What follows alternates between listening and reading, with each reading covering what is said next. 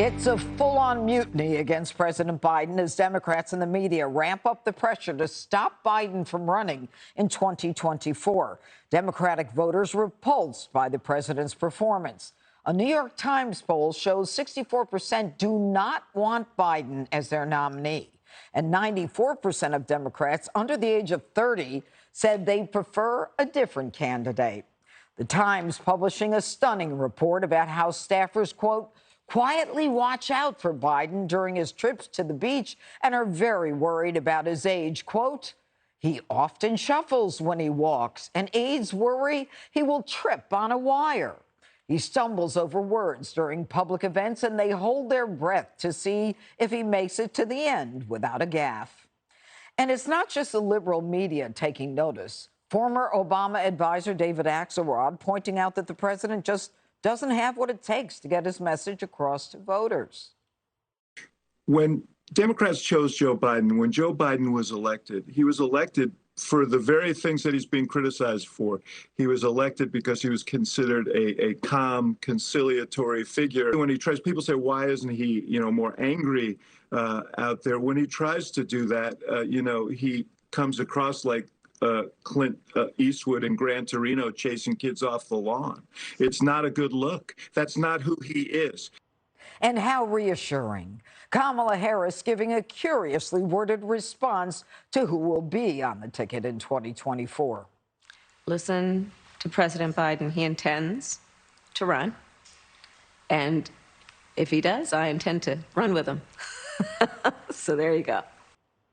Jesse, I'm going to start with you. We knew in December, if not before then, that this president was in huge trouble. Now, having known that, we knew it. They definitely knew it. They're polling every minute, I'm sure. How dumb are they that they couldn't figure out some way to get back and to try to get some of these numbers or groups to support them? Well, Judge, if I were advising the Biden White House, they would have turned this around by now, because it's pretty simple. You just try to do everything you can to lower gas prices, and that'll solve everything, but they haven't done that. The fact that this drops in the Sunday edition of the Times, biggest circulation, they follow up with the 1-2 combo, the Monday story on the polling. That was designed for maximum impact, because everybody in the liberal media, they wake up in their miserable apartments, they open the New York Times, and they see, this is what I'm going to do on the show today. So this is the New York Times telling the rest of the press, the Biden protection racket is over. Stop circling the wagons. We can tell the truth now.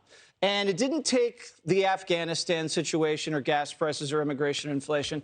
It took Joe Biden, after they brought down the case from the Supreme Court about Roe, he shrugged his shoulders and flew to Delaware. Now, they wanted him to show up to Kavanaugh's house with a bullhorn. They wanted him to chain himself to a Planned Parenthood. When they say he didn't meet the moment, that's what they mean. He didn't release a primal scream. And that's what the base expected. So when they opened up the paper on Sunday, they must have been confused, the readers. It sounded like a Jesse Waters primetime monologue. The guy can't talk, he can't walk. And not only that, the supporting quotes from the White House staff were just as bad. They were like, sometimes when he gets into Air Force One, he doesn't fall asleep right away. Or, actually the president sometimes helps write his own speeches. And sometimes in meetings, he actually asks questions in meetings. But what did it for me is when they said that they had to break up those overseas trips because he needed to rest. He should have gone to Europe and then just jaunted south to the Mideast in one shot. But they had to have him fly back here and rest for 3 weeks. Now, if he can't do that, how's he supposed to run for president when you're zigzagging all over the country, going from fundraiser to speech to White House event? He's not going to be able to physically do it, and that was the most revealing thing for me. But the thing is, he hid in his basement last time, and I'll think of a reason for him to hide in the basement this time. I can see that, Dana, you're chomping at the bit. Oh, I've got so many notes. I know. So the other quote that we haven't mentioned yet was one that was on the record from Kate Bedingfield. She's the outgoing communications director.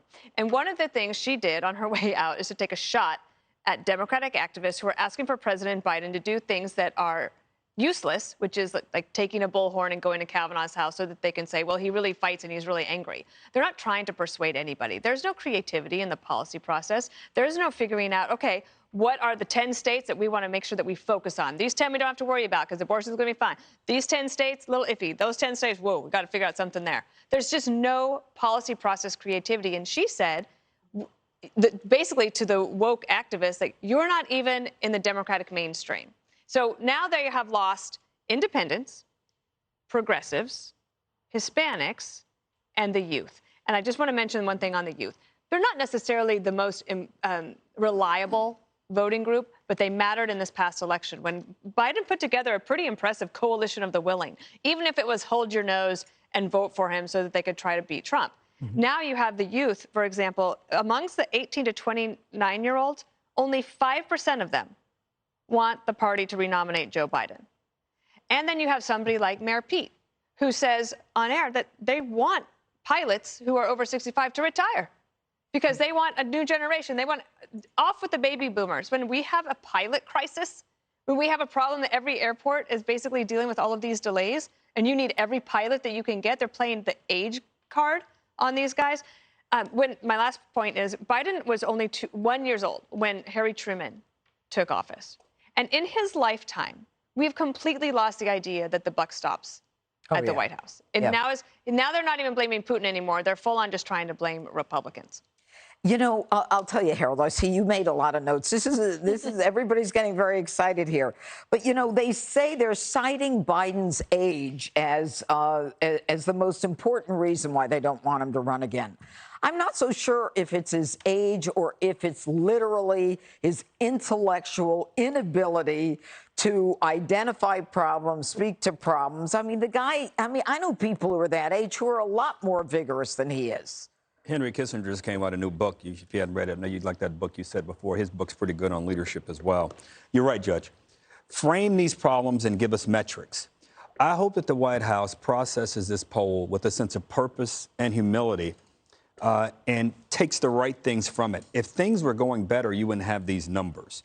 So if I were them, the 4 or 5 things quickly I try to get my arms around and identify metrics. Jesse's right. Energy is the key here. If you give certainty to the energy companies, if we can go and try to give certainty to MBS, which I happen to agree with, I understand the president's trip here, then you've got to give certainty to our oil and energy companies here. And those optics alone will give some confidence to everyday Americans who are struggling with these high prices. I might add prices have come down a little bit on gasoline the last 2 weeks, about 20 cents. Hopefully we continue to go in that direction.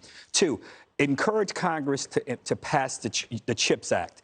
This is the one thing the Republican and Democratic governors alike around the country, particularly in Ohio, need in order to ensure that the investments that Intel and the state of Ohio and the federal government are going to make to ensure that we're able to build semiconductor chips in America so we can better counter China and other things is an important thing. 3, every week, we ought to be updating the supply chain. You need to put that Marty Walsh out there, who I just love hearing talk, the labor secretary. Let them every week, he and the Secretary of Commerce, tell us what we're doing, how we're doing it, and what more we need to be doing as a country. 4, the border. It's a national security issue. Energy and the border, I believe, are the 2 things. If the president and this team could frame and give us metrics, we report numbers every week on this show about how high the cross rate is across the border and how many people. We see numbers around fentanyl. I'd have a fentanyl task force. Every week, I'd give the country an update on what we're doing to lower these numbers. If all you see are numbers that are going up, that are bad for the country, and numbers going down that are bad for the country, then there's no confidence the country may have. And then finally, I'd make every Republican running for office, every Democrat I'd ask, every Republican running for office, are you for rape and incest exception to abortion? Because I am. And if you ask those questions, and the president, you got to do your part first, we might have a fighting chance in November. That's what I do. Look, everything that you just said, any of us could have said that. I mean, it was brilliant the way you put it. I did. No, it's brilliant. Jesse didn't get all of that. Here's the bottom line on that. Are they so uncaring that they couldn't think to do any of those things? And I'll ask you, Tom, why didn't they address any of those issues? It's not that tough. Because they don't want to, and they can't deal with the idea. Nobody thinks Biden is running again, including the vice president, who I think I know her tell now when she's bluffing, and that's vigorous nodding of the head. He intends to run, and I intend to run with. I want to play poker with her. I'm raising you because I have 4 aces. Yeah. But I don't think that if I were Republicans, let me give them advice. I'm not a strategist, but I would say don't run on he's out of touch, he has dementia, he doesn't know where he is. He knows enough to ruin the country. He's hurting the country. So talk about what he's doing to hurt the country, not that he doesn't know. I don't want to give him an out and say he doesn't know what he's doing. It's somebody else. It's like, no, it's him. Yep, it is. All right. Coming up, Dems openly mocking the safety of Supreme Court justices as the radical left offers bounties on their locations. Hi, everyone. I'm Brian Kilmeade. I want you to do me a favor. I want you to click to subscribe to the Fox News YouTube page. This is the only way that I know for sure that you're not going to miss any great commentary, any great news bites, any great interviews coming your way on Fox. You can get it all here on YouTube. So subscribe right now.